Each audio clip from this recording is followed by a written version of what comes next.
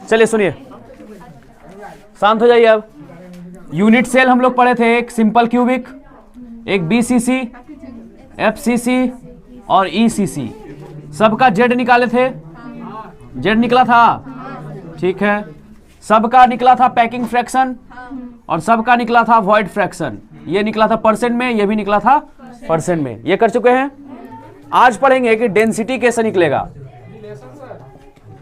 हाँ, रिलेशन भी, ए और आर के बीच का रिलेशन भी निकल चुका है, ए और आर के बीच का।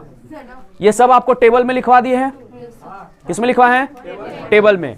आज करने वाले हैं हम लोग, यहां देखिए, आज क्या निकालेंगे? डेंसिटी। अब डेंसिटी के लिए फॉर्मूला होता है density is equal to mass by volume. ये फॉर्मूला तो सबको पता है। आगे डेंसिटी का मतलब समझिए पहले। डेंसिटी का मतलब क्या होता है? डेंसिटी मतलब होता है कि कोई एक ऑब्जेक्ट है ना, कोई भी ऑब्जेक्ट है, मान लीजिए ये ऑब्जेक्ट है, इसके अंदर कितना पार्टिकल्स भरा हुआ है, इसके अंदर कितना पार्टिकल्स, तो इसका वॉल्यूम है। जगह को क्या बोलेंगे? वॉल्यूम। इसके अंदर के जगह को क्या बोलेंगे? तो वॉल्यूम में कितना पार्टिकल्स मौजूद है उसी को हम समझते हैं क्या? उसका डेंसिटी। अगर हम एक वुड ले, लकड़ी ले, और एक आयरन ले, क्या क्या लिए? वुड और आयरन। कौन ज्यादा सेम साइज का? सब चीज सेम, सारा dimension same, length, breadth, height सब चीज सेम, दिखने में दोनों एक जैसा लग रहा है साइज में, तो दोनों में से कौन भारी होगा? क्यों? क्योंकि उसका पार्टिकल्स उसमें क्या है? ज्यादा। तो इसका बोलेंगे कि मतलब क्या हुआ कि डेंसिटी आयरन का क्या हुआ और वुड का। अब डेंसिटी का मतलब समझ में आ गया, फॉर्मूला पहले से पता है, डेंसिटी भी पता होना चाहिए। चलिए, तो अब डेंसिटी निकालेंगे किसके लिए? Simple cubic, body centred, FCC और ईसीसी। तो हम जानते हैं ये सब चीज लैटिस पॉइंट से बना हुआ है। किससे बना हुआ है? लैटिस पॉइंट में क्या क्या आता है? एटम, मॉलिक्यूल्स और आयंस। तो हमको पहले एटम, मॉलिक्यूल और आयन का क्या चाहिए? मास। क्या चाहिए? और वॉल्यूम तो आपको पता ही है, यूनिट सेल में रहता है, तो इसका वॉल्यूम कैसे निकलता है? क्यूब है तो ए क्यूब, साइड ए है तो इसका वॉल्यूम कितना होगा? वॉल्यूम निकल गया है, सिर्फ हमको क्या चाहिए? मास। वॉल्यूम निकल गया है, सिर्फ क्या चाहिए? मास। अब मास निकालने के लिए सारा कार्यक्रम करना पड़ेगा, जितना भी कैलकुलेशन है, जितना समझना है, सब मास के लिए। वॉल्यूम के लिए कोई लफड़ा नहीं है। अब मास समझते हैं। कोई भी चीज अगर 1 मोल लेते हैं, क्या लेते हैं जी? उसका मास कितना होता है? मान लीजिए कार्बन का हम 1 मोल लिए, कार्बन का 1 मोल, उसका मास कितना होगा? मास, नंबर नहीं पूछ रहे, मास 12 यू होता है, पता है? 1 मोल में कितना पार्टिकल्स होता है? 2 इंटू 10 टू द पावर 23, जिसको हम एवोगैड्रो। तो हम कह सकते हैं कि इतना पार्टिकल्स का मास कितना है? 12U। 12U क्या है? इसका एटॉमिक मास। एटॉमिक मास को किससे डिनोट करते हैं? ए से। अब इसको यूनिटरी मेथड में लिख देंगे कि 1 मोल में जो कि कितना होता है? 6.022, उसका मास कितना होता है? ए। देखिए यहां 6.022 into 10 to the power 23। Lattice point लिख दें यहां। लैटिस पॉइंट क्यों लिख रहे हैं? क्योंकि एटम भी हो सकता है, मॉलिक्यूल भी हो सकता है, या क्या हो सकता है? इस सब का मास कितना होगा? A for atomic mass. तो अगर हम एक एटम के लिए या एक मॉलिक्यूल के लिए या एक आयंस के लिए मास निकालेंगे तो कितना आएगा बताइए? ए अपॉन ये नंबर, इसको क्या सिंबल्स डिनोट करते हैं? N A. तो डिवाइड कर दें एन ए से, कोई दिक्कत? हमारे पास सिंपल क्यूबिक में कितने एटम होता है? ओवरऑल एटम सिंपल क्यूबिक में, हाँ, दिखने में तो 8 लगता है, लेकिन होता कितना है? बीसीसी में 2, एफसीसी और ईसीसी। तो हमको 1 एटम का मास चाहिए, 2 एटम का चाहिए, 4 एटम का चाहिए, जो कि क्या है उसका? Z है। तो हम लिख सकते हैं यहां कि Z में कितना होगा? Z एटम या Z मॉलिक्यूल या Z आयन का मास कितना होगा? तो A by Na into Z। यही समझना है बस। ये मास हो गया आपका। क्या निकल गया? ये कितने एटम का मास निकला? अगर BCC का बोलेगा, क्या बोलेगा? तो कितना पुट कर दिएगा Z का वैल्यू? 2। अगर FCC का बोलेगा तो ये A का मतलब तो आपको पता होगा। अगर बोल दिया कि हम सोडियम का एटम लिए हैं, किसका एटम लिए हैं? तो सोडियम का A कितना होता है? सोडियम का A 23 होता है, और एवोगैड्रो नंबर तो सबका फिक्स है। Z आपको पता है। तो इस तरह से क्वेश्चन आपका क्या होगा? बनना शुरू हो जाएगा। क्या निकल गया आपका? वॉल्यूम कैसे निकलेगा, ए क्यू, ए दिया रहेगा, अभी क्वेश्चन करेंगे एनसीईआरटी से, ए का वैल्यू क्या रहेगा, दिया हुआ रहेगा, तो क्या निकल गया आपका, मास बाई क्या निकल गया, डेंसिटी। कहानी समझ में आ रहा है, फिर से समझिए, एटम जो रहता है एक मोल कोई भी चीज का, चाहे वो हम नाइट्रोजन का ले लें, देखिए नाइट्रोजन का ले लें, एक मोल कार्बन ले लें, एक मोल ऑक्सीजन ले लें, कोई भी चीज है एक मोल ले लें, उस सब में कितना पार्टिकल्स भरा हुआ होता है, 0 to 10 to the power 23। इस सब का वजन कितना होता है, तो उसके ए के बराबर, ए कितना है नाइट्रोजन का 14, कार्बन का 12, ऑक्सीजन का 16, सबका ए अपना अपना है। ए मतलब एटॉमिक मास, सिंबल आपको पता होगा, कोई एलिमेंट अगर एक्स है तो यहां उसका लिखते हैं क्या, मास, और यहां क्या लिखते हैं उसका, जेड। ये तो छोटा चीज है, तो ए निकल गया। अब हम जानते हैं कि इतना पार्टिकल जो कि एक मोल है, इतना पार्टिकल्स मतलब कितना मोल, उसका मास कितना, तो एक पार्टिकल का मास ए बाई एन ए का मतलब वो वाला 6.022 वाला, तो फिर हमको कितना का निकालना है, सिर्फ जेड का, क्योंकि एक क्यूब में, सिंपल क्यूबिक में जेड कितना होता है 1, बीसीसी में कितना होता है 2, एफसीसी में 4, ईसीसी में 2, बस इतना ही का तो निकालना है, इससे ज्यादा का निकालने का जरूरत नहीं है। तो ये निकल जाएगा, बस पुट करेंगे इसमें मास के जगह ये वाला वैल्यू, और वॉल्यूम के जगह ए क्यू, वॉल्यूम के जगह ए क्यू, तो बोलिए मास के जगह कितना पुट कर दें, डेंसिटी अगर निकालना है डी बराबर, बुक में स्मॉल डी से भी लिखता है, तो एम के वैल्यू कितना पुट करें, A Z by N A Z by N A, और नीचे वॉल्यूम के जगह क्या पुट कर दें, ए क्यूब। ये आपका निकल गया क्या, डेंसिटी। फॉर्मूला हो गया। किसका किसका वैल्यू दिया रहेगा क्वेश्चन में बताइए तो, ए का, ए क्या कैसे दिया रहेगा, ये कोई मेटल नाम दे देगा कि ये क्रिस्टल है। जेड का वैल्यू आपको पता है, क्या बोल के देगा वो, बीसीसी एफसीसी, जेड नहीं बोलेगा, वो बोलेगा बीसीसी है एफसीसी है। और फिर किसका चाहिए वैल्यू, ए का भी चाहिए, एन ए का, उसका तो पता है, और किसका वैल्यू चाहिए, ए का, ए क्यू का, मतलब ए का साइड लेंथ, ए को क्या बोलते थे, या फिर एज लेंथ, साइड लेंथ या एज लेंथ। समझ में आ रहा है, इसको लिखेंगे और उस पर क्वेश्चन करना शुरू करेंगे। आपको एक हार्ड क्वेश्चन देंगे जो एनसीईआरटी में लिखा हुआ है, हूबहू क्वेश्चन, अगर वो बन जाता तो ठीक, नहीं तो फिर उसको 3 पार्ट में हम लोग सॉल्व करेंगे, ठीक है। लिखिए डेंसिटी, लिखिए डेंसिटी, हाँ पहले डेफिनेशन लिखिए डेंसिटी का। Density, it is ratio of mass and volume, mass and volume of an object. एक तरीका और करके लिखिए, और लिखिए द मास ऑफ, और दूसरा डेफिनेशन लिखिए, एक तरीके से इसको और बोला जा सकता है, मास ऑफ ऑब्जेक्ट और पार्टिकल्स, मास ऑफ ऑब्जेक्ट और पार्टिकल्स और lattice point present in unit volume. Divide कर देते हैं तो यूनिट निकल जाता है ना, यूनिट का मतलब एक, कल ही पढ़े हैं, यूनिट का मतलब एक। Present in unit volume of given substance, of a given substance is called क्या कहेंगे, डेंसिटी। अब जो समझाएं आपको वही चीज लिखना है फिर से।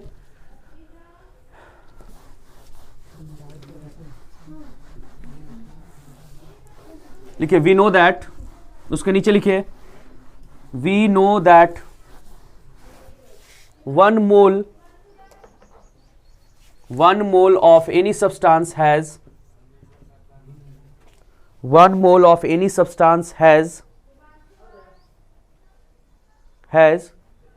6.022 into 10 to the power has, वही तो बोल रहे हैं, 6.022 into 10 to the power 23 lattice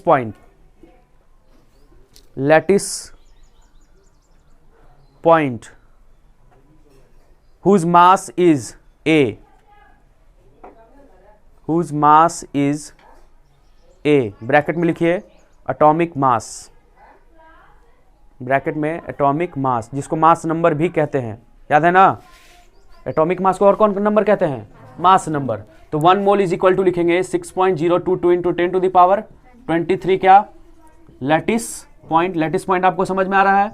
atom, molecule या आयंस, इसको लिखेंगे Na। इसका मास कितना होगा? मास ऑफ 1 मोल बोल सकते हैं या बोल सकते हैं Na। कितना होता है? A। कोई दिक्कत? अब लगाएंगे कौन मेथड? Unitary method. कि लिखेंगे कि मास ऑफ Na का मास कितना है? A। सेंटेंस पूरा नहीं लिख रहे हैं, वो आपको समझना है। तो एक लैटिस पॉइंट का कितना हो जाएगा? एक लैटिस पॉइंट का, यहां भी लिख लीजिए लैटिस पॉइंट। लैटिस पॉइंट का मास A है, तो लैटिस पॉइंट का होगा A बाई कितना? Na। अब हमको कितना का चाहिए? कितना का चाहिए? Na कितना का चाहिए? Z का। Z क्या है? Z लैटिस पॉइंट है, जिसको इफेक्टिव नंबर भी बोलते हैं, है ना? सब याद रखना है नाम इसका। क्या हो जाएगा? A by Na into Z। चलिए इतना लिखिए जल्दी से, जहां तक लिखे उसके नीचे सारा लाइन।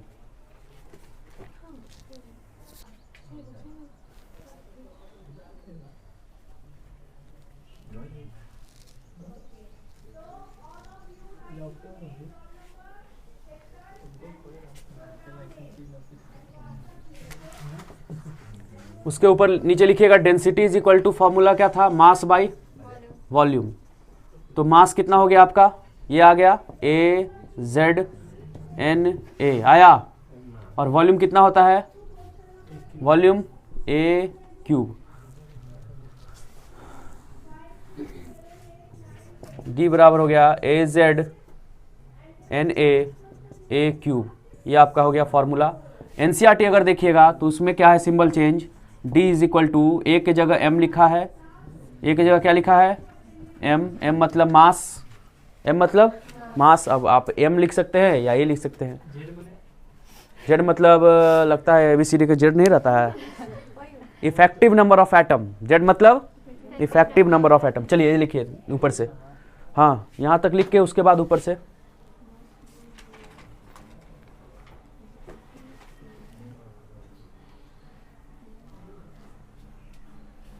जो यूनिट सेल होता था उसमें बहुत सारा जगह खाली होता था और बहुत सारा जगह भरा होता था।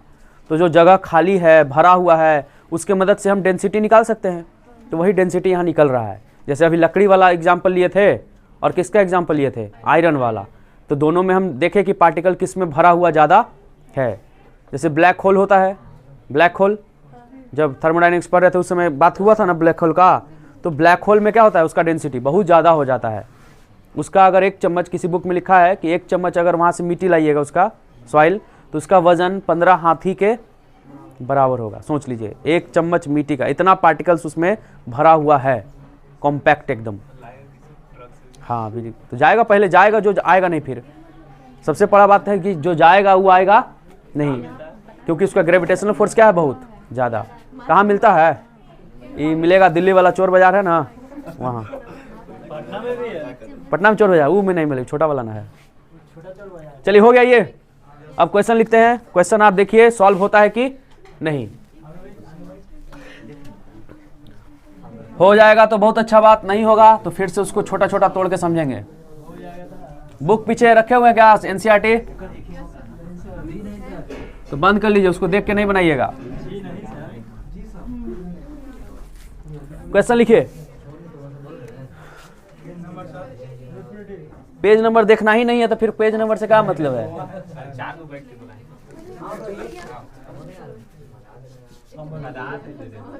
चलो शांत हो जाओ।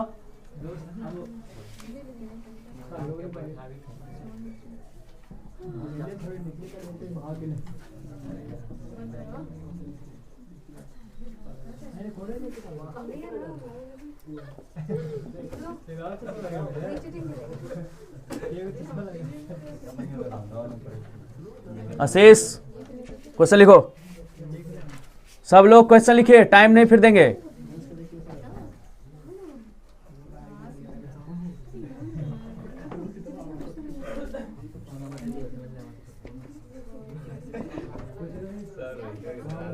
चलिए क्वेश्चन देखिए, समझ में आता है तो बनाइए।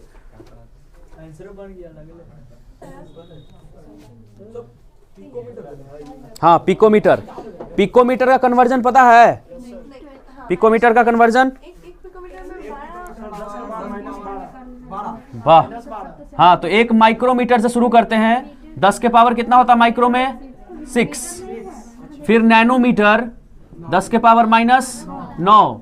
फिर बीच में एगो आता है एंगस्ट्रम, घुस जाता है 10 के पावर -10। और फिर आता है पिकोमीटर 12। फिर आता है फेम्टोमीटर 15। तो उसको वहां तक नहीं जाना। देखिए माइक्रो में 6 है, 6 3 9 3, ऐसे याद रखिए। 6 3 9 9 3। एगो बीच में कौन घुस गया? एंगस्ट्रम। याद रहेगा? अब ये माइक्रो, ये म्यू है, ये लिखा हुआ यू, इधर भी निकला हुआ, इधर भी, इसको म्यू बोलते हैं। ये nanometre, nano 9, N for nano, N for 9। बाकी पिको रहा। चलिए कोशिश कीजिए, देखिए।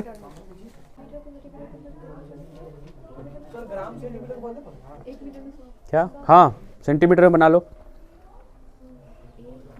आप अपने हिसाब से बना सकते हैं, या तो मीटर में या तो सेंटीमीटर में। बुक के हिसाब से चलिएगा तो सेंटीमीटर में बुक में लाया है, तो आप सेंटीमीटर में बनाना है, सेंटीमीटर में बनाइए। नहीं तो मीटर हम तो चेंज करवाएं किस में? मीटर में ना। हाँ, तो फिर सेंटीमीटर में लाने के लिए क्या करना पड़ेगा? 100 से गुना।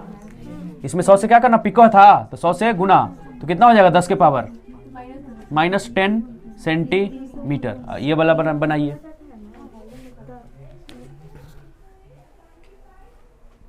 समझ में आया कुछ क्वेश्चन कि तोड़े क्वेश्चन को?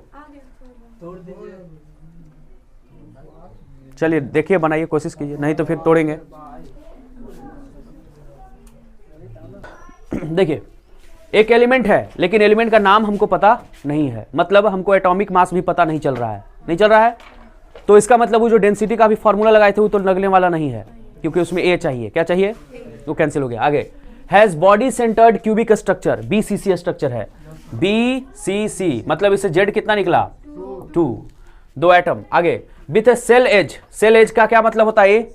ए होता है। कितना है? 288 picometre. The density of element is इतना ग्राम पर सेंटीमीटर क्यूब। डी दिया हुआ है 7.2 ग्राम पर सेंटीमीटर क्यूब। डेंसिटी बराबर होता है मास बाई वॉल्यूम। ये भी लिख देंगे ताकि हमको कुछ अगर यूज करना हो तो यूज हो सके। आगे, how many atoms are present, number of क्या पूछ रहा है आपसे?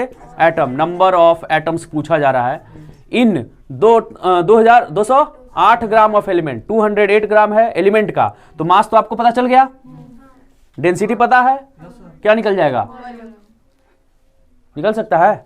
एम दिया हुआ है, मास दिया हुआ है, कितना ग्राम दिया हुआ है? 208 ग्राम। अब ध्यान से सुनिए, क्वेश्चन समझिए। 208 ग्राम का कोई ऑब्जेक्ट है, इतना सारा ऑब्जेक्ट रखा हुआ है, इसका वजन कितना है? 208 ग्राम। पूछ रहा है, सुनो यहाँ, 208 ग्राम कोई ऑब्जेक्ट है, कोई सैंपल है, मान लीजिए ग्रेफाइट ही है आपका, जो पेंसिल होता है, कितना ग्राम रखा हुआ है?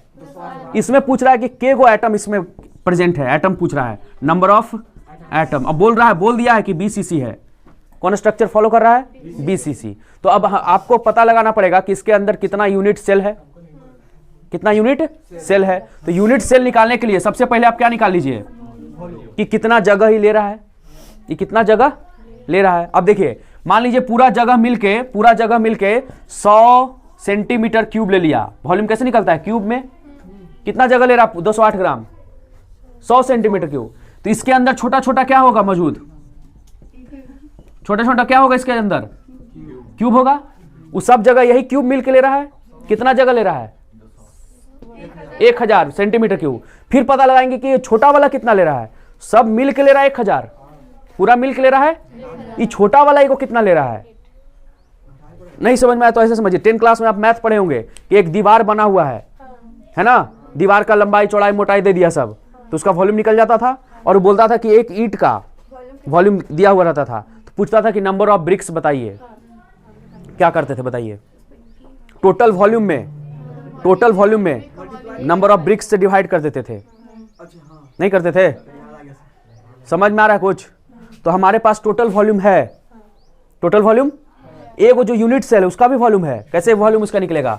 एज दिया हुआ है, एज दिया हुआ है ना, तो एगो का वॉल्यूम भी दिया हुआ है, पूरा का वॉल्यूम भी दिया हुआ है। केगो है इसमें यूनिट सेल नहीं निकलेगा, कैसे निकलेगा? Total volume by volume of कितना यूनिट सेल, 1 यूनिट सेल। तो नंबर ऑफ क्या निकल गया आपका, यूनिट सेल। समझ में आ रहा है कुछ? 1 मिनट का टाइम देते हैं, 2 मिनट का बनाइए। नहीं बनेगा तो क्वेश्चन को हम सिंपल सिंपल तोड़ के फिर बनवाएंगे, ठीक है? ये क्वेश्चन जितना समझाया उससे बन जाना चाहिए। जिसको समझ में आ गया, नहीं आया उसके लिए फिर क्वेश्चन हम 3 पार्ट में तोड़ेंगे, आपको समझ में आ जाएगा। चलिए बनाइए, 2 मिनट का टाइम है। जिसको ऐसे समझ में आया जैसे समझाए तो बनाइए, नहीं तो फिर वेट कीजिए। बना किसी का? कोई दिखाइएगा। रुक जाओ, बना रही आगे। एगो मैथ पढ़ो लेकिन उसको सही पढ़ो। अब सब बताते चल जाए, हमें कुछ पता, दिमाग में कुछ गया नहीं, फायदा। वेट करो, हम बता बोल रहे हैं ना, हम 3 पार्ट में इसको बनवाएंगे। नहीं समझ में आया तो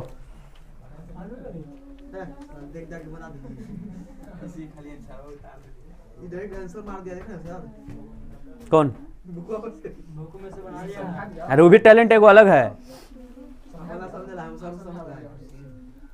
चलिए देखिए, इस क्वेश्चन नहीं, ये नहीं बना रहे हम, क्वेश्चन को हम 3 पार्ट में तोड़ रहे हैं। तो बना ही दिए, समझा दिए, बन जाएगा।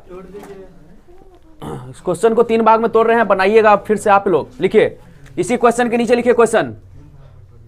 हाँ, फाइंड लिखो, find volume of unit cell. तो जगह छोड़ दीजिए उसके लिए, आप ये जो क्वेश्चन लिखे थे उसके लिए कुछ जगह छोड़ दीजिए, बाकी जो क्वेश्चन दे रहे हैं उसको बनाइए, फिर से इसको बनवाएंगे, इसीलिए नहीं मिटा रहे हैं। Volume of unit cell of BCC structure with cell edge 288 picometre. चलिए इसको बनाइए, तो सेंटीमीटर में बनाना है, उसके लिए जगह छोड़ दीजिए पहले वाले क्वेश्चन के लिए। हाँ जी, एक पे छोड़ दें। यूनिट सेल समझ नहीं आया था तुम?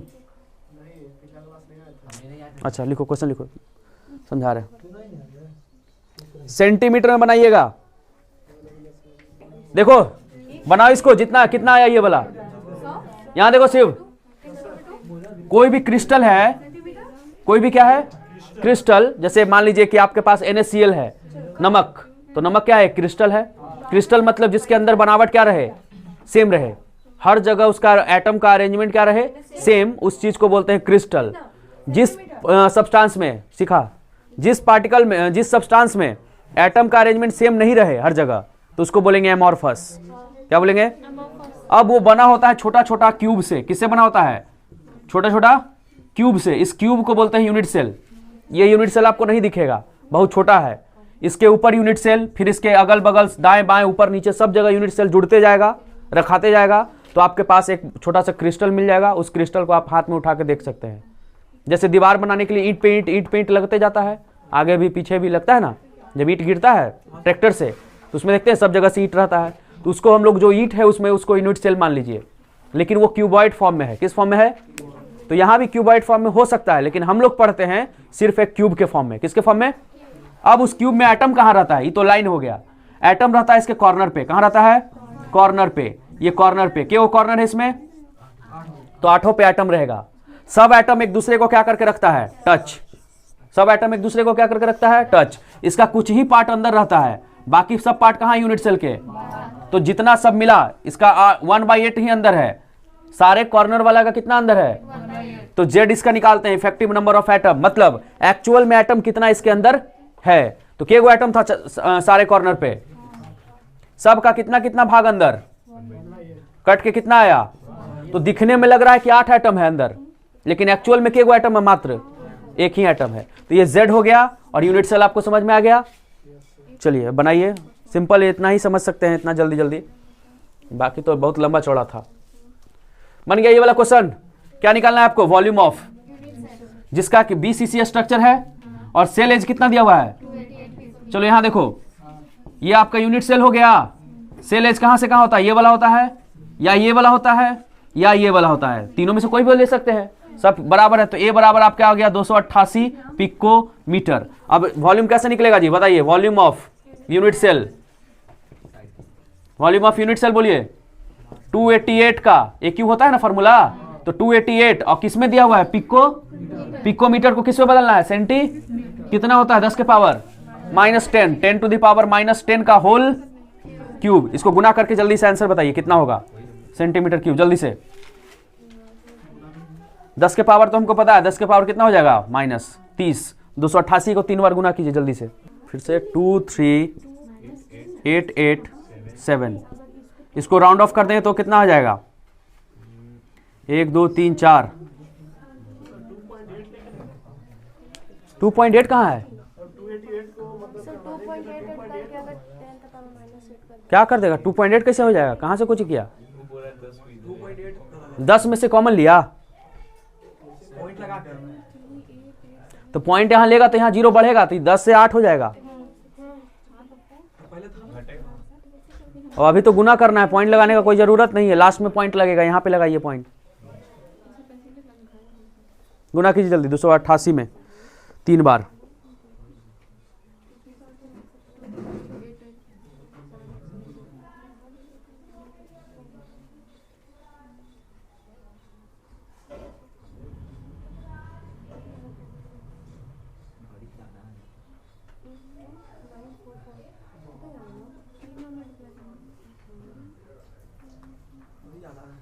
कितना आ रहा है? 23887872 इतना आ रहा है। इसको हम किस फॉर्म में लिखते हैं? स्टैंडर्ड फॉर्म में। स्टैंडर्ड फॉर्म में तो इस 8 को यहाँ 9 कर सकते हैं। और स्टैंडर्ड फॉर्म क्या कहता है? एक पॉइंट के एक डिजिट के बाद 2 गो और कोई डिजिट चाहिए तो 3 को लेंगे।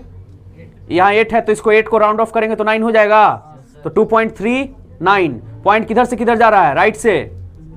देखिए 1 2 3 4 5 6 7 तो 30 में से 7 गया 23 तो बचेगा 2.39 into 10 to the power 23 centimetre cube. समझ में आया किसी को तो बताइए, नहीं आया तो भी बताइए।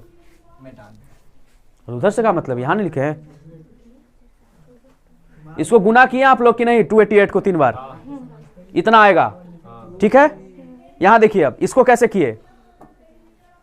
कितना डिजिट है? 1 2 3 4 5 6 और 1 7 डिजिट को पॉइंट को इधर लेके आए। 2 के बाद पॉइंट डाल दिए। 7 डिजिट यहां से इधर किए। लेफ्ट से राइट से किधर गए? पॉइंट लेफ्ट था, अभी यहां पॉइंट था एकदम लास्ट में। इसको उठा के इधर लाए तो यहां जब लाएंगे तो आपको गुना करना पड़ेगा 10 से। कितना? 10 के पावर 7 से। तो 30 में 7 गया 23 बचेगा तो यही 23 लिख दिए हैं। ठीक है, समझ में आया? ये क्वेश्चन नंबर 1 पार्ट हो गया इसका। अब question number 2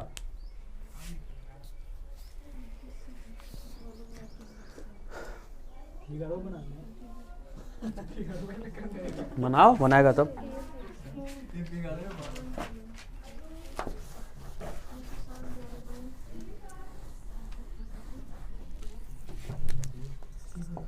find space occupied और volume of the substance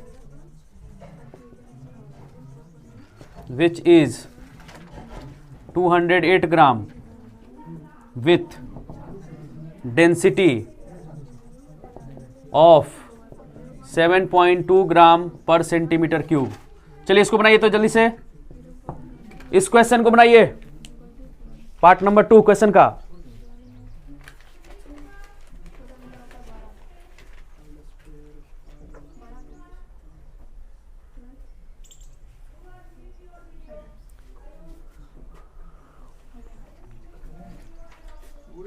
question number यहां से है second. Find a space occupied. Space occupied को क्या कहते हैं दूसरे लैंग्वेज में? वॉल्यूम। कितना ग्राम लिया हुआ है सैंपल? 208 ग्राम। तो 208 ग्राम कितना जगह ले रहा है जब आप रखें बेंच पर, बर्तन में, बीकर में, कहीं भी, उसको निकालना है।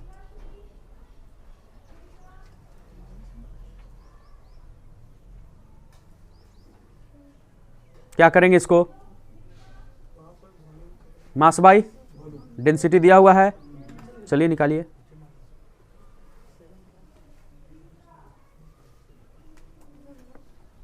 क्या ग्राम को चेंज करने का जरूरत है? नहीं, क्योंकि डेंसिटी भी ग्राम में है, मास भी ग्राम में है और डेंसिटी तो सेंटीमीटर में है ही, तो कोई फर्क नहीं पड़ेगा। क्वेश्चन को हम सिंपल करके समझा रहे हैं, इतना में समझ में आ जाना चाहिए। लास्ट में फिर एक बार समझा देंगे, शायद आ जाए। देखिए डेंसिटी इज इक्वल टू होता है मास बाई वॉल्यूम होता है।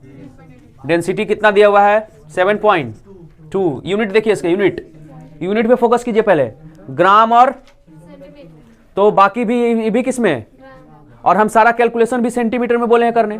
तो यहां हो गया डिवाइड, मास बोलिए 208 और वॉल्यूम आपको चाहिए, तो v बराबर हो गया 208 बटा 7.2। इसको लिख सकते हैं 2080 बटा 72, कितना हो गया 228.88 सेंटीमीटर क्यूब। क्वेश्चन यहां समझिए, अब दो पार्ट हुआ है अभी, पहले इसको समझिए फिर तीसरा पार्ट में आंसर आएगा। देखिए सुनिए, यहां सब लोग बंद कीजिए लिखना, कितना ग्राम का सैंपल है। यहां पे हम 208 ग्राम रखे, किसी चीज पे बीकर पे रखे, कुछ जगह लेगा कि नहीं लेगा वो? 208 ग्राम है, सोचो 200 ग्राम कुछ लाता है तो जगह लेता है वो, तो 208 ग्राम जगह लेगा, जगह लिया। वो जगह कितना लिया 28.88 सेंटीमीटर। 88 सेंटीमीटर 28 पॉइंट मतलब कुछ जगह, इतना जगह मान लो लिया, तो जगह को हम लोग नापे वॉल्यूम में, और वॉल्यूम इतना था। वो जो पार्टिकल था इतना रखा हुआ था, उसके अंदर क्या छिपा हुआ है? Unit cell. तो किससे बनता है? लैटिस पॉइंट बनता है। किससे? लैटिस पॉइंट से क्या बनता है? Unit cell. और यूनिट सेल से क्या बन जाता है? क्रिस्टलाइन लैटिस या क्रिस्टल लैटिस। तो क्रिस्टल लैटिस का जगह इतना ले रहा है, क्रिस्टल लैटिस के अंदर क्या छिपा हुआ है? यूनिट सेल के अंदर क्या छिपा हुआ है? यही लैटिस पॉइंट कैलकुलेट करना है। तो पहले हम क्या कैलकुलेट कर लिए हैं? कितना जगह, इतना। इसके अंदर निकालेंगे कि यूनिट सेल केगो है। 208 ग्राम जो इतना जगह ले रहा है 28.88, वो कितना जगह लिया इतना, उसके अंदर एक यूनिट सेल कितना जगह लेता है? एक यूनिट सेल कितना जगह लेता है? अभी थोड़ा देर पहले कैलकुलेट किए थे, 2.39 इंटू 10 टू द पावर, वो कितना यूनिट सेल जगह ले रहा है? एक यूनिट सेल। किसके अंदर छिपा हुआ है? वो जो यहां पे रखा हुआ था, टेबल पे रखा हुआ था। तो अब हम जान रहे हैं कि पूरा जगह, देखो ध्यान से समझो इसको, ये बिस्किट का आपका एक पैकेट है, हाँ बिस्किट का बड़ा सा कार्टून है, और उसके अंदर बिस्किट का एक छोटा छोटा पैकेट है। अगर आपको दे दे, पूरा सब सटा हुआ है, ये बोल दे कि जगह 1000 सेंटीमीटर क्यों ले रहा है, पूरा कार्टून, और एक बिस्किट का डब्बा ले रहा है 10 सेंटीमीटर क्यूब। कितना सेंटीमीटर क्यूब? तो टोटल नंबर ऑफ पैकेट के अंदर नहीं निकल जाएगा? फिर से, पूरा कार्टून कितना जगह लिया? 1000। एगो पैकेट कितना जगह ले रहा है? तो टोटल केगो पैकेट इसके अंदर भराएगा, काट देंगे डिवाइड करके, केगो पैकेट भराएगा? 100 पैकेट भराएगा। इसी चीज को यहां अप्लाई कीजिए। 208 ग्राम वाला कितना जगह ले रहा था? एगो उसमें जो यूनिट सेल था वो कितना जगह ले रहा था? इतना जगह ले रहा था। तो केगो ऐसा यूनिट सेल होगा, तो इतना बटा इतना हो जाएगा, -23 था। अच्छा ठीक है, वैल्यू आप समझिए ना, मतलब समझिए पहले, वैल्यू तो लिखा ही जाएगा। समझ में आ गया? ये बिस्किट और पैकेट वाला समझ में आया, कार्टून वाला, वही चीज यहां अप्लाई करना है। तो अगला क्वेश्चन लिखेंगे, क्वेश्चन लिखिए फिर से, अभी नहीं छपाया है, ये वो क्वेश्चन बनाइए, उसी को पूरा समझिए, ताकि उससे रिलेटेड कोई क्वेश्चन अगर आए तो फिर छूटना नहीं चाहिए। इसमें 3-3 क्वेश्चन 4-4 छिपा हुआ है। Find number of unit cell in the above two question, in the above questions। चलिए बनाइए तो इसको जल्दी से सॉल्व कीजिए। थर्ड क्वेश्चन समझाने के लिए देखिए 3-3 पार्ट को क्वेश्चन को तोड़ना पड़ रहा है, एक बार में आप लोग बना लेते तो। इसमें मेंसुरेशन भी है, केमिस्ट्री भी है, केमिस्ट्री कम है, मेंसुरेशन ज़्यादा है। नहीं है फिर भी क्वेश्चन देख रहे हैं मिल रहा है। आधा बच्चा को तो प्रॉब्लम हो जाएगा यूनिटेड डायमेंशन में, यूनिट कैसे चेंज होगा, फिर चेंज हो जाएगा यहाँ आपको स्टैंडर्ड फॉर्म में लाने में, पॉइंट किधर से किधर खिसक रहा है। क्या बेइज्जती हो रहा है? कुछ ही हो रहा है। नंबर ऑफ यूनिट सेल, बोलिए नंबर ऑफ यूनिट सेल कैसे निकलेगा? वॉल्यूम ऑफ सैंपल, है ना, या क्रिस्टल लिख सकते हैं, फिर नीचे volume of unit cell. Number of unit cell के बताइए, वॉल्यूम ऑफ कितना आया था crystal? 28.88। Volume of unit cell कितना आया था? इसको काट के बताइए जल्दी से। 12.08 गुने 10 के पावर कुछ है 23। इतना क्या निकल गया आपका? Unit cell. कहानी समझ में आ रहा है? कॉपी में तो लिखा ही जाएगा, सब चीज हो जाएगा, समझ में आना चाहिए, नहीं तो फिर इतना जो तोड़ तोड़ के समझाए उसका कोई फायदा नहीं होगा।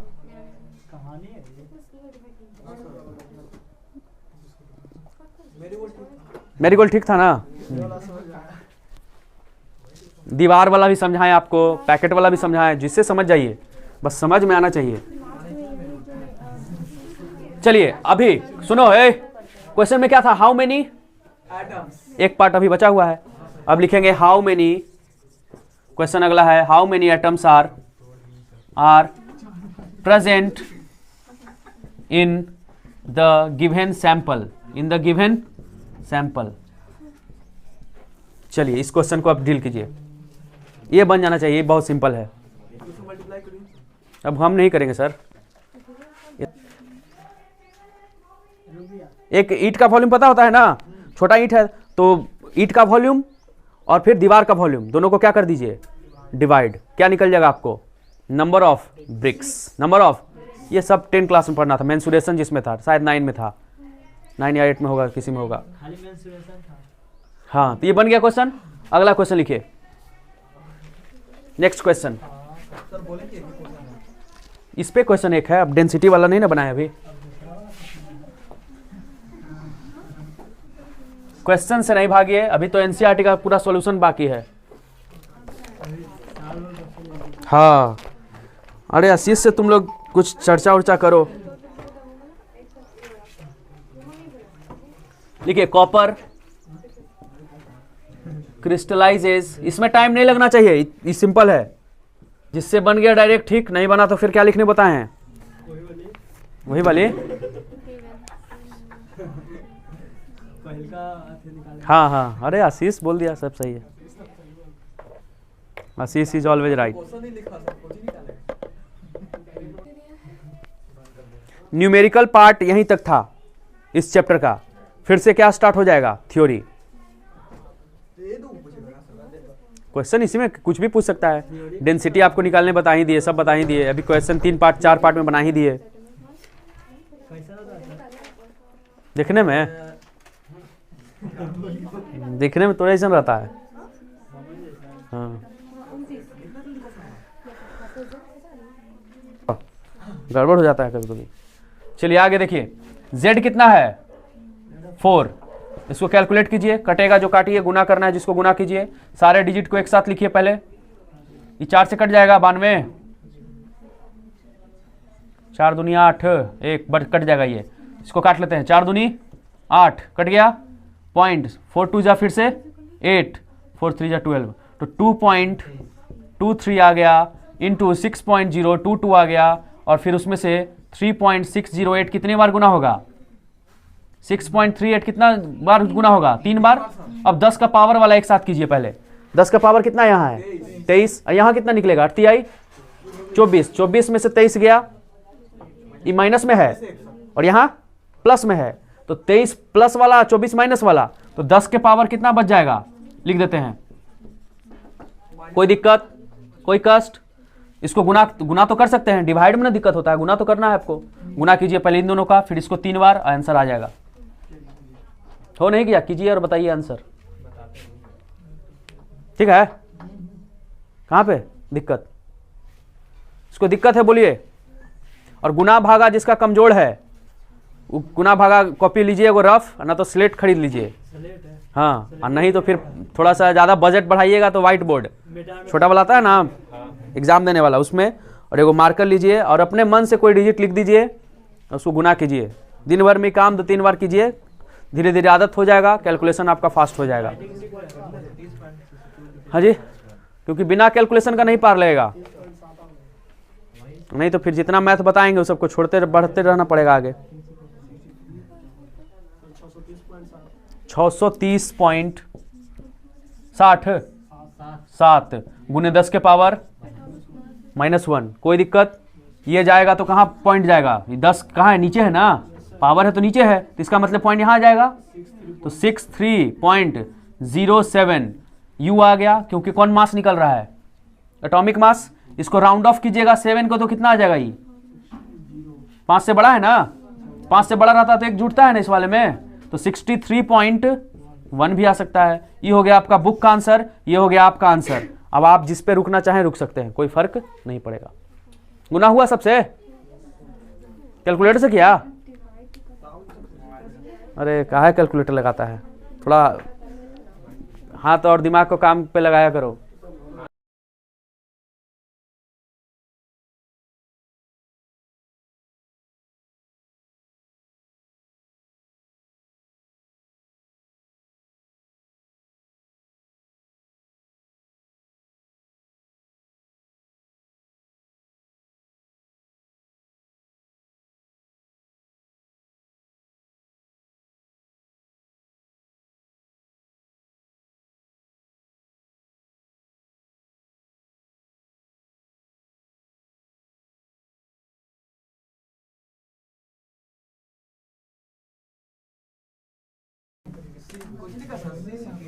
सीसीपी वो अभी नहीं बताए हैं, आप एफसीसी को फोकस कीजिए। हैं अभी नहीं बताए हैं, बोलते रहे, इस पे फोकस कीजिए ना आप, एफसीसी पे। और लिखा हुआ ना बीच में, थ्योरी जितना अभी तक पढ़े हैं ना उतना तक में और कोई थ्योरी नहीं पढ़ना है। बाकी आपको बनाना है सिर्फ न्यूमेरिकल।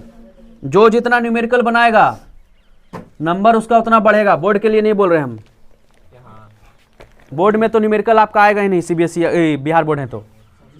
थ्योरी जो पढ़िए बस काम आपका निपट जाएगा, बाकी दूसरे चीज के लिए बता रहे हैं।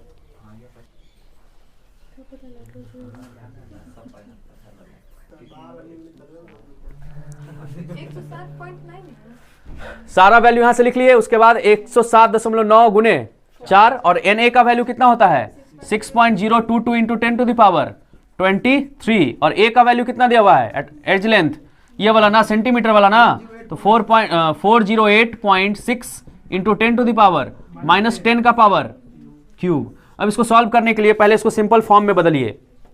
107.9 और यहाँ 6.24 है, इससे ही कट सकता है क्योंकि इसके लास्ट में भी ऑड नंबर इवन नंबर है, यहाँ भी इवन नंबर है, इसको इससे काट सकते हैं आप आराम से। नहीं तो यहाँ देखिए यहाँ भी 6 है, ये भी कट सकता है, समझ रहे हैं ना।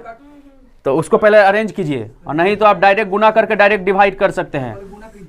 6.022 इंटू 10 टू द पावर 408.6 इसका कितना क्यूब, और 10 के पावर बोलिए यहाँ कितना है, यहाँ भी कितना हो जाएगा 30, ये 23 और ये 30, तो 10 के पावर 23 और माइनस में 30, 7 बचेगा, 7 जाएगा तो ऊपर प्लस हो जाएगा, तो 107.9 गुने 4 बटा 6.022 गुने 408.6 का पावर 3, और ऊपर कितना लिख दें 10 के पावर +7। अब इसको क्या करते हैं, दो तरीका सॉल्व करने का। एक, आप नीचे में पूरा को गुना कर लीजिए, सबको गुना कर लीजिए, क्योंकि एग्जाम में तो कैलकुलेटर नहीं होगा, तो सबको गुना कीजिए। ऊपर में सबको क्या कर लीजिए गुना, और फिर डिवाइड कर लीजिए। सिंपल यही तरीका है, ज़्यादा इधर उधर जाइएगा फिर टाइम बहुत ज़्यादा वेस्ट हो जाएगा। ये नहीं कि पहले एगो को डिवाइड कीजिएगा, दो को कीजिएगा, नहीं, ऊपर से ऊपर गुना, नीचे वाला को नीचे से गुना, और फिर लास्ट में एक बार क्या कर लीजिए डिवाइड, टाइम बच जाएगा और आंसर एकदम एक्यूरेट आएगा। ठीक है, हाँ कटेगा जिसको काटना है, चलो काट लेते हैं। 2 से ही कट गया, ये 3.011, अब तो नहीं कटेगा, इस वाले में कट सकता है वो, फिर भी इसको गुना तो करना ही पड़ेगा। इसको लिखिए जल्दी से,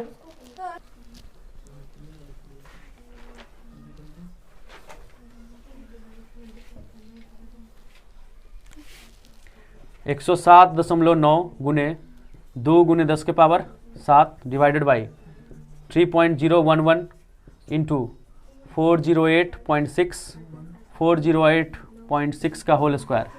2 से कट जाएगा ना जी, 2 दूनी 4, 2 चौके 8, 2 तिहाई 6, कोई दिक्कत।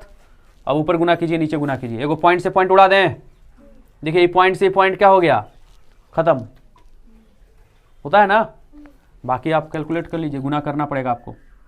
ऊपर में तो सिंपल हो ही गया इतना 10 के पावर 7, अब नीचे बाकी गुना करना है आपको।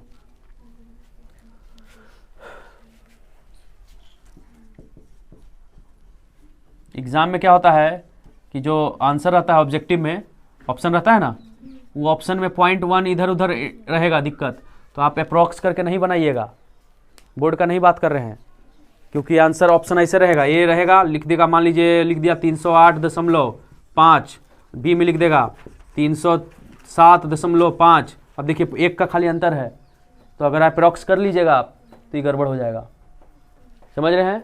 इसलिए पूरा का पूरा गुना कीजिए, ऊपर है उसको डिवाइड करिए, वो सिंपल तरीका है, एक्यूरेट तरीका है।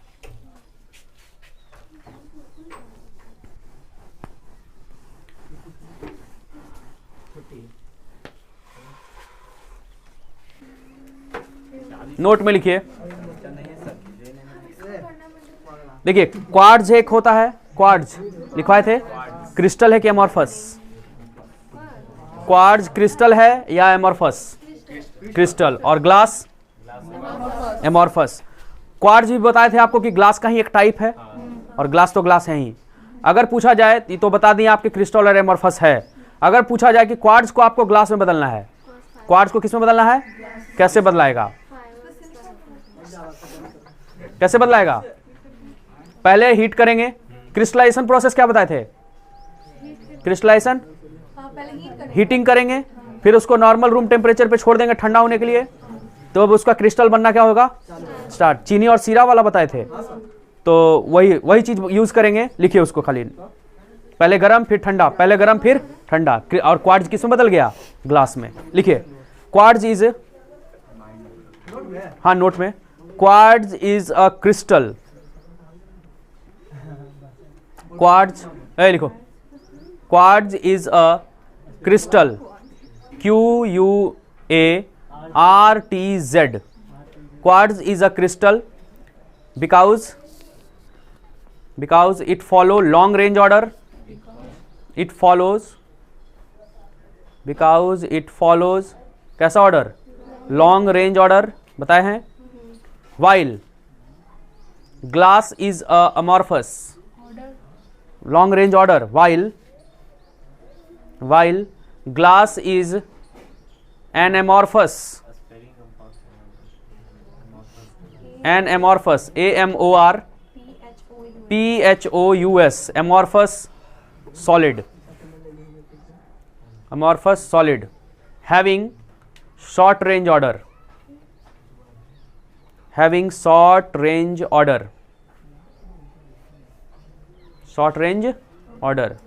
पैराग्राफ चेंज करके इसी पॉइंट में, quartz can be converted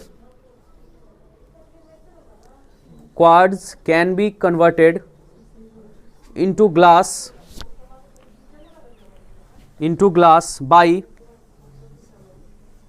by heating and then cooling,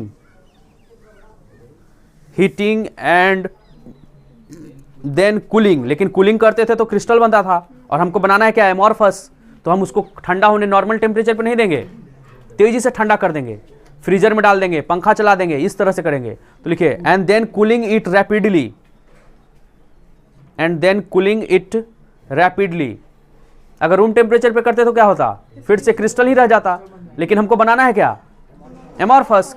amorphous मतलब ग्लास, तो उसको क्या करेंगे? ठंडा कैसे करेंगे? धीरे धीरे, हाई मतलब बहुत हाई स्पीड पे, या तो फ्रीजर में डाल दीजिए, है ना, रेफ्रिजरेटर में डाल दीजिए, या फिर पंखा चला दीजिए हाई स्पीड वाला, तो उससे क्या होगा? ऊपर वाला सरफेस बहुत जल्दी जल्दी क्या होगा? ठंडा हो जाएगा। तो इस तरह से आपको मिल जाएगा ग्लास, और ग्लास क्या होता है? एमॉर्फस। हो गया। अब हम होमवर्क दे रहे हैं आपको, क्वेश्चन जो है एक्सरसाइज का आपको सॉल्व करके लाना है। लिखिए क्वेश्चन नंबर, वो सब हम नहीं जानते हैं। लिखिए क्वेश्चन नंबर, शांत हो जाइए। फर्स्ट, सेकेंड, थर्ड, एक्सरसाइज कहाँ रहता है? चैप्टर के लास्ट में।